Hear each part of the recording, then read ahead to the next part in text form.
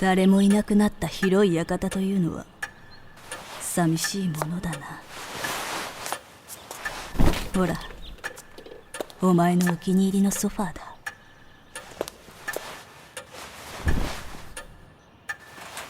もう誰も近くにいないかもしれないが、少し話をさせてくれ。そもそもの始まりは古くからの親友九条さやからの連絡だった。彼女の兄政宗君が祖国の屋敷にいる私のもとへ向かったという。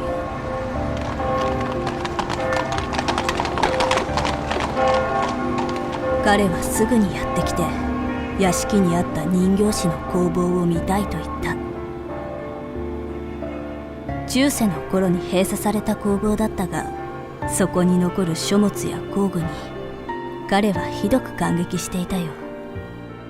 それから彼は何年も工房に投入して人形をいくつも作った。九条家から失われた技を探ろうと、まるで何かに取りつかれたようにね。しかしついに彼が望む人形が完成することはなかった。自分は無力だと彼が嘆いていたのを今も覚えているよ。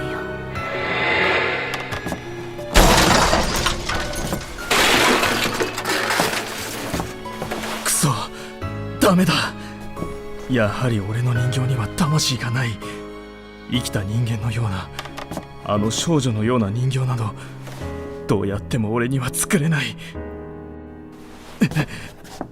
俺の行く道は結局どこへもたどり着くことがないのか。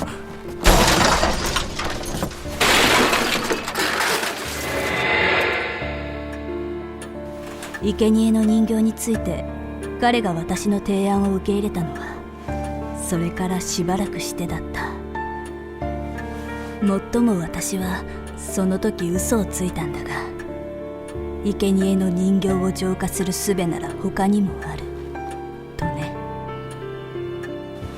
実はその術とはメリー、お前と悪霊を共に破壊することだった。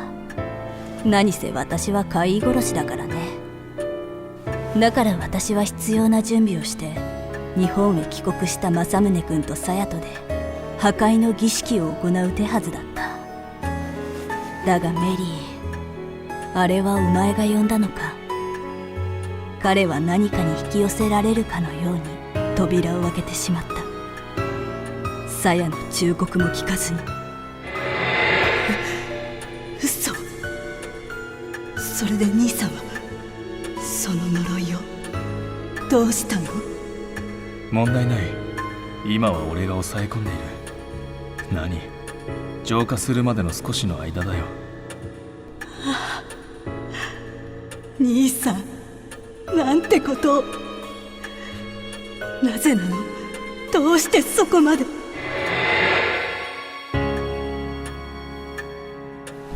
私が九条館に到着した時にはもはや手遅れだったよ。だからお前の力で印を刻まざるを得なくなった。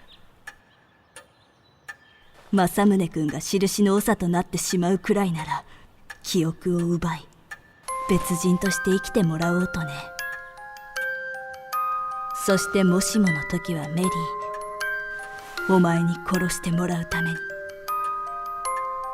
さやは一晩中泣いていたよ。私は第三の手段を探ろうと祖国へ戻ったが、しばらくしてさやに連絡がつかなくなって不審に思った。そして館の様子を見に行かせた真下君からの電話に私は打ちのめされた。さやが死んだという。その上政宗君、いや彼も行方不明となっていた。今度は飛行機に飛び乗った私が目を泣き晴らすことになったよ。次に真下君から電話があった時には屋敷君は館へと戻っていて印の怪異を追ってっていた。そしてもうかなり危険な状態だった。だから私はすぐに逃げろと命令したのさ。なのにあのへそ曲がりときたら。いい加減しつこいなあんた。何度も言わせるな。俺には俺のやり方がある。これ以上いちいちあんたの指図は受けん。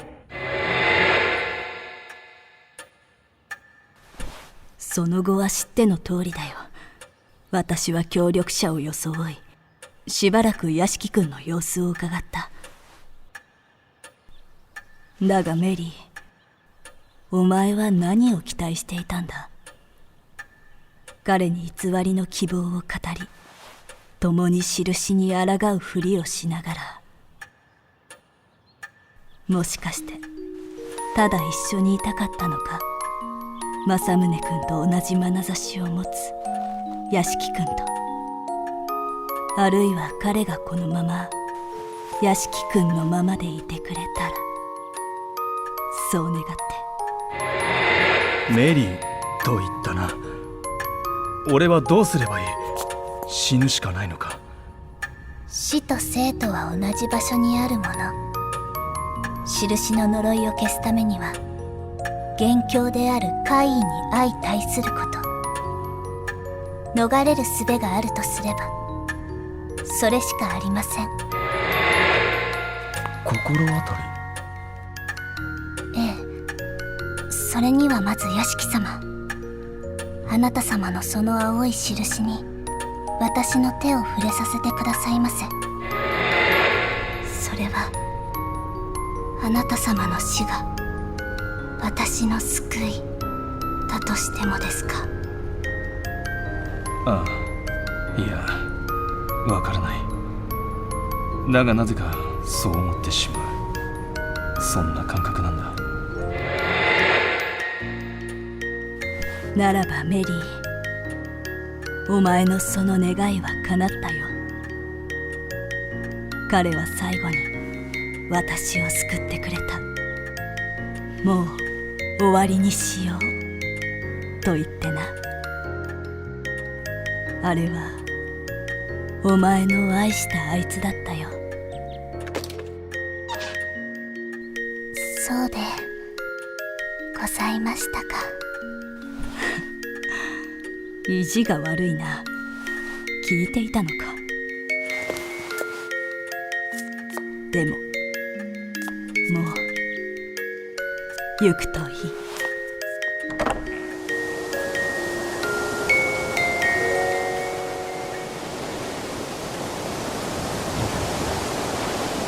お前は自由だ。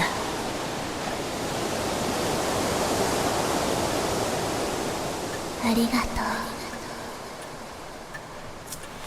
ああ、会えるといいな。